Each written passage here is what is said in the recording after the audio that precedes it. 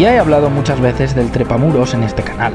Muchos han sido sus productos animados o de acción real que han llegado a nuestras pantallas, pero hoy vuelvo, una vez más, a revisionar la que es, para mí, la mejor película de Spider-Man hasta la fecha, la secuela de Sam Raimi de su anterior obra primeriza, Spider-Man 2. Spider-Man 2 era la obligada continuación al fenómeno de los superhéroes que empezaba a gestarse a principios de los 2000 en Estados Unidos. Si X-Men y Spider-Man vinieron a sentar una idea precursora de la idea millonaria que hoy campa a sus anchas en las carteleras de alrededor del mundo, Spider-Man 2 venía para reafirmar su calidad y para ser una versión mejorada de su anterior film. Regresaban el director Sam Raimi y parte del reparto original con Tobey Maguire, Kirsten Dunst, James Franco, Rosemary Harris y Cliff Robertson a esta segunda parte que enfrentaría al lanzarredes con otro de sus rivales más icónicos, el Doctor Octopus, a cargo de Alfred Molina. Algunos de los actores considerados para el papel fueron De Niro, Liv Schreiber, Ed Harris o Sam Neill, pero al final se optó por el que ya conocemos. Alfred Molina tenía cierto conocimiento del personaje de Otto Octavius, pero temía caer en un rol plano y sin sustancia. Tras revisionar varias versiones del villano y leer el guión, aceptó encantado el trabajo. Diría que ha sido una de las mejores elecciones para un villano de Spider-Man junto con Dafoe y Michael Keaton. Sony y Columbia no iban a dejar escapar esta oportunidad y metieron toda la carne en el asador para hacer una secuela al más puro estilo Hollywood. Un más y mejor espectacular. La película empató en récord con la archiconocida Titanic de James Cameron, costando $200 millones, hasta que la King Kong de Peter Jackson la superó en 2005. Las cuentas sin duda salieron bien, pues la película tuvo una apertura inicial en miércoles con $40 millones recaudados, superando de carrera a su predecesora, y para finales de año ya era la quinta película más taquillera de la historia con 783 millones en ganancias. Todo un éxito. Pero, ¿qué es lo que hizo que esta primera versión de Peter Parker fuera algo tan grande? Acompañadme pues en este sexto macro review de Occidental Image, que vamos a desmenuzar esto al detalle.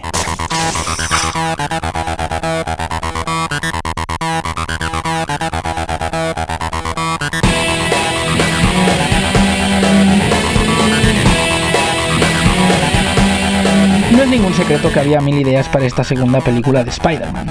La idea del Duende Verde Jr. fue descartada rápidamente, pues carecía de interés suficiente y se haría repetitivo. Harry iba a ponerle precio a la cabeza de Spider-Man, pero esto fue descartado pues se prefirió explorar la relación de Harry y Peter fuera de sus trajes de villano, héroe respectivamente, dejando esta baza para la siguiente entrega. Doc Ock iba a estar en la primera película como otro villano, pero por cuestiones de enfoque se fue a la segunda parte. Iba a tener un triángulo amoroso con Mary Jane, pero no cuajaba mucho. Esto fue utilizado en favor del Duende Verde Jr. en la tercera entrega, la cual partiría de una mejor base ya que el precedente de que a Harry le gustaba Mary Jane se sentó en la primera película de la trilogía. Así pues, con la predilección de Raimi y parte del estudio, el Doctor Octopus, un villano casi a la par con el Duende Verde en cuanto a ser archienemigo de Spider-Man, fue el elegido para combatir con el Hombre Araña en su nueva cruzada por Nueva York.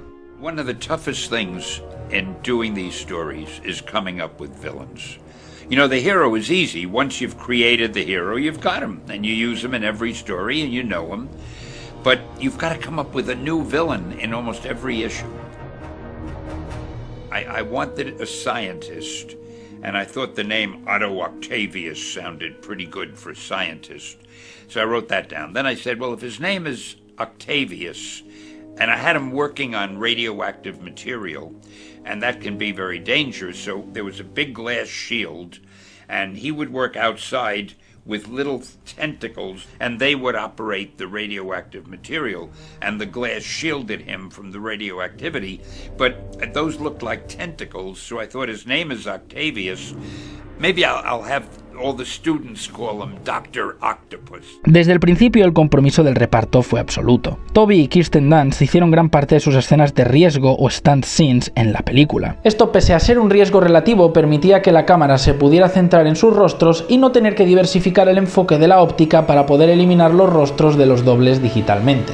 Incluso la actriz de la tía May, Rosemary Harris, quiso hacer, e hizo, gran parte de sus escenas con cables y sucedáneos, ante la sorpresa y negativa inicial de Raimi y el resto del equipo, y tenía 70 años. En cambio, Alfred Molina no hizo casi ninguna escena de riesgo, pues admitió preferir ser prudente y no quitarles nada de trabajo a los stunt actors o dobles, cuyo trabajo confesó admirar. Aún así, el trabajo actoral en la cinta sigue siendo enorme. Oh, y no nos olvidemos de J.K. Simmons, el JJ Jameson perfecto.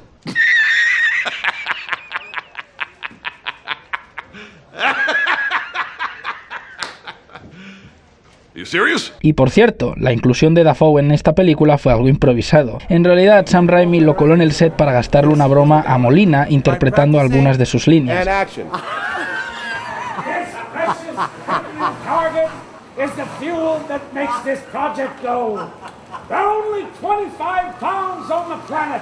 I want to thank Harry Osborn and Osborn Industries for providing it. Excellent. Pero después pensaron que sería buena idea incluirlo para esa escena final donde se da pie al Duende Verde Jr. para la tercera entrega que ya todos conocemos. En detrimento de la planificación de la cinta, el guión iba a tener muchos momentos interesantes para el personaje principal. No solo iba a ser una película de acción y efectos especiales, sino que daría un cáliz de exploración interior a Peter Parker muy personal y humano. Cosa que a las películas de hoy en día les importa 3 cojones. Pero analizaremos la escritura más adelante.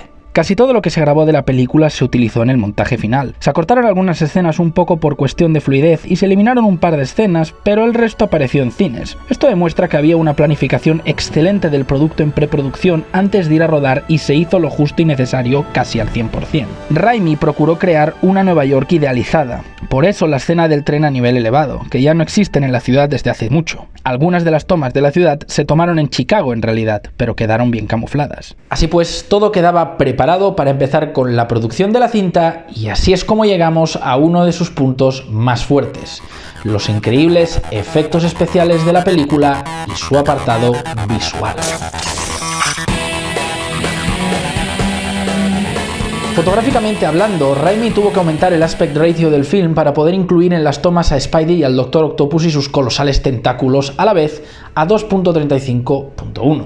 Con eso quiero decir que ya desde el principio Sam Raimi cuidó todos los aspectos posibles para darle al film una identidad propia. Pese a estar llena de reminiscencias a su predecesora, la secuela tiene un carácter bastante único. Para la fotografía y técnicas digitales, en la primera película se utilizó una cámara que iba enganchada y estabilizada con el stand que hacía de Spider-Man. Cariñosamente se le llamó Spideycam y solo se empleó una vez porque delataba mucho la posición y movimiento de la cámara en la acción. Pero para la secuela se utilizó una idea mejorada del concepto, con un cable haciendo el movimiento que Spider-Man haría en el cielo, balanceándose en sus redes, que sujetaba la cámara, con lo que tenemos ese maravilloso efecto de vuelo en la obra, como si acompañáramos a nuestro amigo y vecino Spider-Man. El tratamiento de color en la cinta es muy preciso y al igual que en la anterior tenemos escenas de día y de noche, aunque esta vez las que incumben al villano ocurren todas de día, salvo al final. No hay cambios mayores respecto a la primera cinta, pero me gustaría puntualizar lo quisquilloso que era Raimi en algunos casos. Por ejemplo, Why is this happening to me? That's happening to you because Raimi wants some great shots by your Spider symbol, that's why. No, en serio. Si os fijáis en muchas de las tomas frontales de Spider-Man, el plano es bastante más abierto de lo que debería, solo para mostrar la araña que lleva el traje. De hecho, hizo que los de vestuario pusieran el símbolo un poco más arriba para evitar problemas. 35 trajes de Spider-Man se utilizaron en el film, casi nada. No encuentro cómo puedo sintetizar el preciosismo y la precisión cirujana con la que Raimi pinta, colorea y satura la ciudad de Nueva York para esta Spider-Man, pero desde luego que salta a la vista que es un trabajo atroz. También es verdad que tuvieron suerte y siempre que grababan en exteriores no les llovía. Aunque sin duda, si hay que destacar algo de lo visual en esta película, es en todo lo que incumbe al villano, el Dr. Octopus. Aunque tiraron por darle un aspecto más plausible o cotidiano, alejado de viejos diseños más payasiles del malvado Doc Ock, eso no les salvó del enorme trabajo de FX que los tentáculos supusieron. Me gustaría además reivindicar Spider-Man 2 como una de las últimas películas de Hollywood de acción y de superhéroes que hicieron un excelente trabajo, mezcla de efectos especiales digitales y artesanales de infarto, ya que incluso la propia secuela de esta, Spider-Man 3, fue engullida por el CGI y el trabajo netamente digital. Sin ir más lejos, los tentáculos utilizaron 3 técnicas diferentes. Marionetas cuando eran tomas cercanas y precisas, como cuando los tentáculos realizan acciones rudimentarias, animatrónicos para movimientos en tomas medias, especialmente los tentáculos inferiores y para los movimientos de las pinzas, y CGI hecho por computador cuando incumbía movimiento total o algunas de las peleas, o sea, lo más complicado. ¿Por qué esto es tan valioso? Bueno, el trabajo de FX se comió 53 millones del presupuesto de la cinta, pero su trabajo, aún a día de hoy, se ve increíblemente bien. Obvio, ha envejecido un poco, especialmente para el ojo astuto, pero lo más fascinante es que viendo la película en algunos momentos cuesta distinguir efectos manuales y efectos digitales entre sí. Recuerdo que cuando vi esto en el cine en 2004 me quedé pasmado, y no es para menos, amén de que el diseño del Duende Verde nunca me convenció del todo. Primero se hicieron maquetas a escala real de los tentáculos con hasta 75 piezas articulables de diferentes aleaciones de plástico, aluminio y metal, que eran capaces de ser movidas por marionetistas que serían ocultados por la técnica croma o estando fuera de plano. Los extremos hacían movimientos de pinza.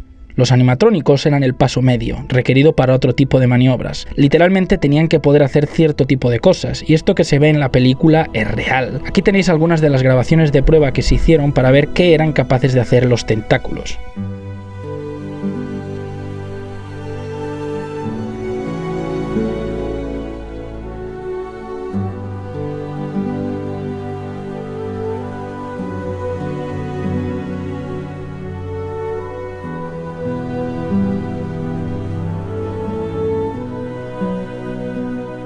Finalmente, y para tomas de cuerpo completo, tenemos el trabajo digital de infarto. La clave es que esto solo se utilizó para cuando era imposible realizarlo con maquetas o animatrónicos o si era exageradamente complicado. Cuando el actor se desplazaba movido por los tentáculos, le pusieron un arnés a molina con cables que simulaban el balanceo del movimiento tipo pata que hacían sus tentáculos. Huelga decir que varios de los arneses frontales y traseros junto con los tentáculos pesaban más de 40 kilos. Increíble el nivel de profesionalidad, mimo y detallismo que se le dio a este aspecto. Maldita sea Hollywood, cuando quieres eres lo puto mejor. Tampoco me olvido del propio Spider-Man. Sus escenas de lucha y balanceo en su día eran algo inimaginable y todavía hoy se ven espectaculares. Algunas de las escenas también se llevan la palma. La escena del incendio era una reminiscencia clara a la primera película, solo que esta vez no habría villano de por medio y sería Peter Parker y no su alter ego Spider-Man quien enfrentaría el peligro. Esto hizo la escena sumamente interesante en cuanto al desarrollo del personaje, pero también a nivel visual y de efectos especiales, básicamente porque la escena fue diseñada para ser mayor y más fiera que la de su predecesora, y esta vez no se grabó en un edificio sino en un set que se diseñó expresamente para la secuencia, donde se echó mano de fuego real, añadiendo un realismo infernal y sofocante, pero más peligroso para Toby, que como ya he dicho, realizó muchísimas de las tomas de riesgo de la película con todo compromiso. El fuego se hacía crecer con latas de oxígeno que lo avivaban rápida y ferozmente. El almacén en los muelles donde se esconde Otto Octavius tras fracasar en su experimento se utilizó para reflejar la caída de su persona y su transformación en el monstruoso Dr. Octopus, en referencia a El gabinete del Dr. Caligari. La localización tardó 15 semanas en construirse, medía 12 metros de alto y 18 por 36 metros de ancho. Se realizó también una maqueta a escala para el momento donde colapsa. Y por supuesto, el enfrentamiento en el tren. La escena del tren fue diseñada en storyboards para la primera película, y Sam Raimi ya la tenía en mente, pero quedó preparada para la segunda con los retoques para adaptarla al Dr. Octopus, al que le fiteaba mejor. Esto ayudó a que la escena, que el propio Raimi sabía que sería todo un acontecimiento cinematográfico, quedara mucho mejor, ya que el editor pudo aconsejar a Raimi antes de rodarla sobre cuáles tomas iba a necesitar para hacerlo de la mejor forma posible. El resultado fue, por supuesto, increíble, y es probablemente la escena más icónica no solo de la cinta o de las películas de Raimi, sino de las mejores del Hombre Araña. Requirió más de 100 efectos visuales, pero prefiero analizarla mejor en el aspecto narrativo a continuación. Sin embargo, antes de eso, un pequeño apunte. A pesar de que Danny Elfman tuvo un desencuentro con Raimi en la producción de esta cinta, aun habiendo trabajado con él otras veces, la labor que hizo con estas películas es directamente incalculable. Puede que desde el tema de los 60 de la serie animada de Spider-Man no se hubiera hecho una canción tan icónica para el personaje, con el debido respeto a John Semper Jr. de Aerosmith y su solazo de guitarra para la serie noventera. El Trepamuros contó aquí con una retahíla de temas mejorados para su secuela que serían capaces de emocionar hasta el espectador más duro, con una mezcla de coros y trabajo instrumental impagable que creo que pocos podrían superar. El tema de Superman clásico de John Williams y poco más, al que por cierto esto es una referencia. De hecho, la anterior y esta se parecen mucho a Superman 1 y 2. Ay, aquellos tiempos sin tanta rivalidad. Además se pueden apreciar hasta reminiscencias en las notas vocales a trabajos primerizos de Elfman de mucho encanto como Edward Scissorhands. Los créditos de apertura, con esos dibujos de Alex Ross, uno de los mejores ilustradores de cómics de todo tipo y también del lanzarredes, son absolutamente épicos. Ahora sí, dicho esto, vamos a pasar a mi aspecto predilecto y más importante de todos, donde de verdad se ve el alma de este producto y donde se le da el verdadero valor a esta obra maestra, el trabajo de escritura, de personajes y de guión en general.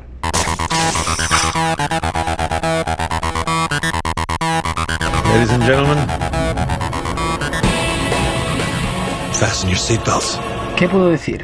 Esta película pasa de sobras por encima de cualquier otra obra de Spider-Man que hayamos tenido. Es sustancialmente superior a su predecesora. Le da 1000 patadas a la descuidada secuela que tuvo y ni hablemos de las de Andrew Garfield o las de Holland. En ninguna de esas he visto las cosas que podemos encontrar aquí. Antes de nada, despejemos lo poco malo que tiene.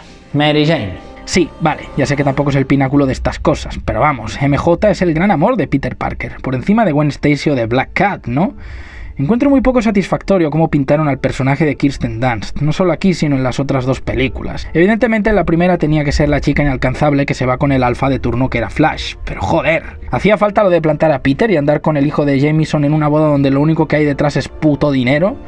Muy bonito lo del final huyendo de la boda y tal, pero no suple lo de besar a un enmascarado porque sí, por muy hot que sea la escena. Y lo de hacerle el asco a Peter varias veces para luego volver con él. Es verdad que si lo piensas bien, es la típica mujer idealizada que no vale nada, a por la que va un pobre beta como Peter Parker, mientras que omite el harén de hembras buenorras que mojan las bragas por su alter ego Spider. Aunque reconozco que eso lo hace un hombre íntegro y de gran liderazgo, el caso es que MJ no debería ser así. Otro de los problemas está en el villano. Una de las pocas ideas que no gustaron demasiado del film fue la de darle un toque vivo a los tentáculos de Doc Ock, haciendo que parecieran animales. Esto, sin embargo, no fue algo azaroso, y el propio Alfred Molina les dio nombres a cada uno: Larry, Harry, Flo y Moe. Flo tenía nombre femenino porque era la que operaba una mujer y porque era el tentáculo más maternal, el que hacía detallitos como quitarle las gafas o darle de beber. Puede que quedara un poco friki, pero ayudó a construir la psique rota del personaje, aunque no termina de convencer. Dicho esto, pasemos a cortar el bacalao. El cuidado de los personajes es rico, incluso algunos secundarios se llevan sus momentos. Es interesante, por ejemplo, el trato que Raimi le dio a JJ Jameson. Él odia a Spider-Man y lo ataca en su periódico. Podría tener sentido porque sus ventas aumentan de esta forma, y gracias a las fotos de Peter. Sin embargo, sabemos que es un tipo de buen corazón. Ya en la primera película defiende la identidad de Peter cuando el Duende Verde le interroga. Y en esta segunda parte no solo admite por un breve momento que Spider-Man es un héroe, sino que en una escena eliminada aparece posando con el traje del Hombre Araña, simulando sus movimientos de combate. Son esos pequeños detalles que algunos tachan de ñoños, pero que en realidad le dan encanto a las cintas de Raimi porque te hace querer a los personajes al hacerlos más humanos, con sus particularidades y tonterías interiores. Luego el propio villano, Otto Octavius, que tiene una progresión un poco mejor que la de Norman Osborn en la película anterior, mostrándolo como un hombre bueno, inteligente y ambicioso, cae preso de sus sueños convertidos en frustraciones, incapaz de gestionar su fracaso y el palo que le da la vida con la muerte de su esposa. Sin embargo, también captaron el tono original del villano de forma bastante acertada, con algunas líneas en tanto socarronas que aportan cercanía al villano. Es malo, pero también es cool, lo que un buen villano debe ser. Hay, por cierto, una obvia referencia que Sam Raimi se hizo a sí mismo en la escena de la operación, guiñándose el ojo hacia Evil Dead. Referencias a ti mismo cuando sabes que tu propia película es un clásico. ¡Qué puto amo! Y de paso, sirvió de forma excelente para crear un build-up terrorífico para el Dr. Octopus. Sin duda, una idea brillante propia de un verdadero maestro. No olvidemos también a Bruce Campbell, su actor estrella que apareció en la anterior como el presentador de combates de lucha libre y aquí como el acomodador tocapelotas del teatro donde actúa Mary Jane. En fin, volviendo a Doc Ock, es por eso que digo que lo de los tentáculos manipulándolo sobraba, pues su evolución se podía sostener sin eso perfectamente. Quizás sea el único patinazo narrativo de la obra, inducido quizá para simplificar en detrimento de explorar más y mejor al protagonista, Spider-Man o Peter Parker. Y de él es quien vamos a hablar ahora, porque es el más importante. Nuestro amigo y vecino Spider-Man esconde al taciturno pero valiente Peter Parker, que se enfrentará con un verdadero dilema en esta secuela. La primera parte sirvió para dar a conocer al personaje y su transformación en el Hombre Araña, de cómo descubre sus nuevos poderes y esa frase legendaria que nos dio el tío Ben, que un gran poder conlleva una gran responsabilidad. Esas sabias pero últimas palabras que Peter Parker escuchó de su tío le marcaron como el héroe enmascarado que iba a ser, pero también como hombre. Eligió ser Spider-Man llevado por el legado de su tío, pero en esta segunda parte vemos que no todo es tan fácil. Desde el principio vemos que Peter Parker sigue siendo un puto pringao. A pesar de que tiene un buen corazón y nobles intenciones, todo le sale mal. ¿Por qué? Porque solo se desata como un líder de su vida cuando se infunda el traje de Spider-Man. Mientras que como héroe enmascarado tiene un ritmo de vida frenético y poco agradecido, como Peter Parker lo lleva del culo. Pronto empieza a ver que llevar una doble vida no le permite exigirse al máximo en ninguna de las dos. O tiene que dejar sus labores de protector para tener vida personal, o su vida privada se ve alejado por tener que defender al inocente. Y aquí es donde posiblemente tenemos el mejor punto de la película. Spider-Man pierde sus poderes.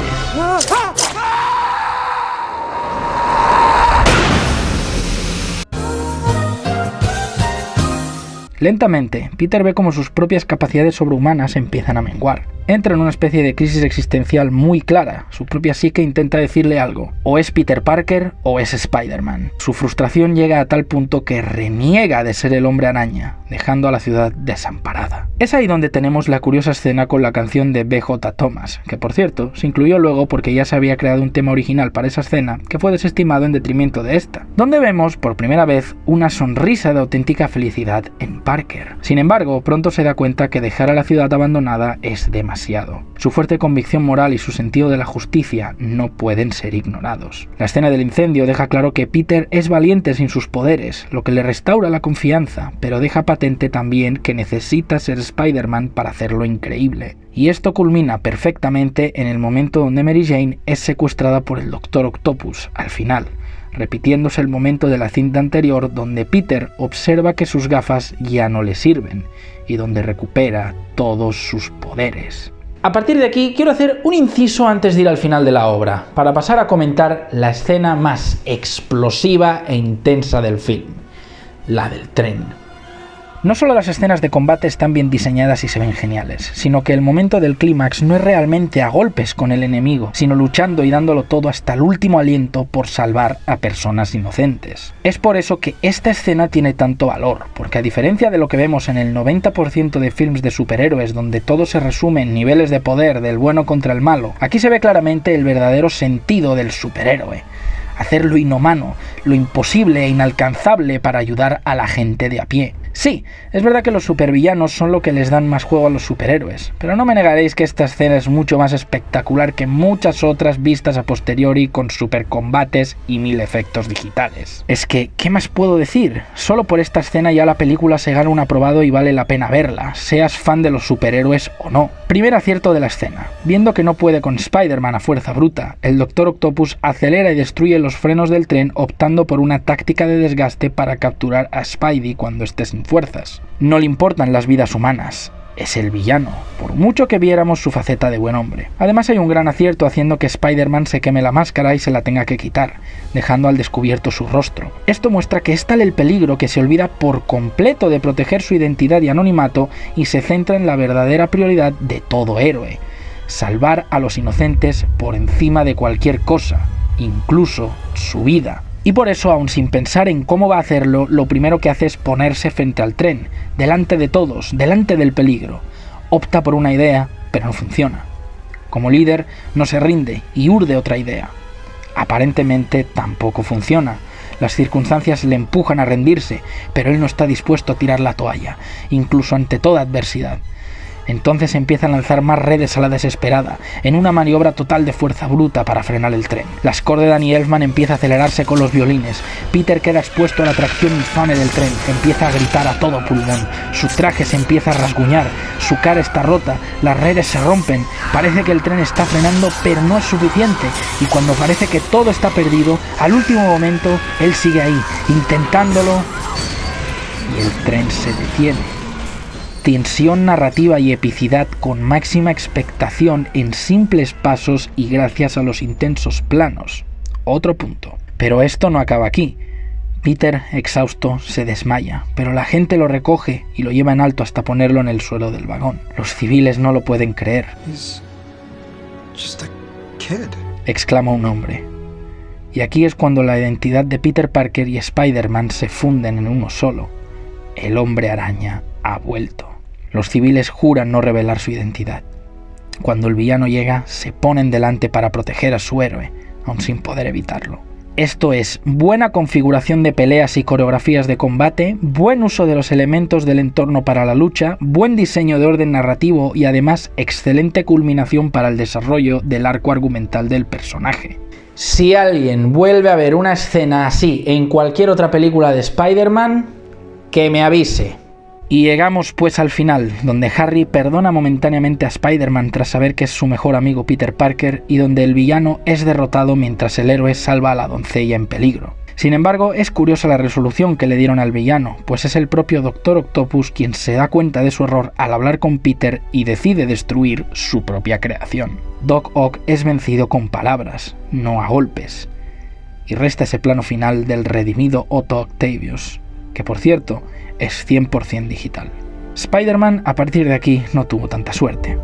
Sabemos lo de su pobre secuela, el fallido reboot con Andrew Garfield y la nueva intentona light descafeinada del UCM, que funciona bien solo para los Avengers. Sin embargo, siempre nos quedará el recuerdo del que lo inició todo, nuestro amigo y vecino Spider-Man de Sam Raimi, Tobey Maguire y compañía. Y eso, señores, es imborrable.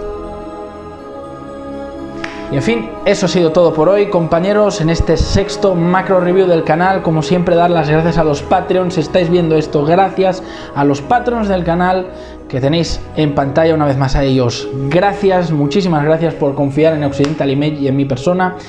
Y bueno, si queréis que siga habiendo este tipo de vídeos y nuevos vídeos que voy a estar trayendo, no olvidéis considerar apoyar el canal en Patreon y para ver mucho contenido exclusivo. Nos vemos en la próxima. Gracias y también podéis seguir el canal en Facebook y en Twitter. Nos vemos.